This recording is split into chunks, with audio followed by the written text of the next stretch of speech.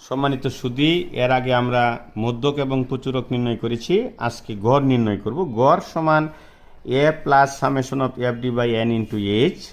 এখানে এ হলো সর্বোচ্চ শ্রেণীর মধ্যবিন্দু অর্থাৎ 48, আর summation of f d, summation f ডির মান 0.4।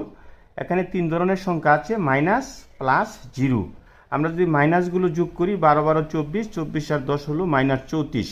জিরো হিসাবে আসবে না, 9 আর 15 সেটা হলো 24, 24 আর 14 38। তাহলে 38 থেকে +38 থেকে -34 চলে গেলে +4 থাকে। তাহলে আমরা লিখব +4। আর এন এর মান এখানে 56 আর এইচ এর মান হলো 5। সুতরাং এটাকে যদি ক্যালকুলেশন করি আমরা, তাহলে 48 প্লাস 4 5 20 বাই 56। তাহলে 48কে 48 প্লাস 20কে 56 দিয়ে ভাগ করলে 0.35 হয়। তাহলে গড়টা আসে 48.35।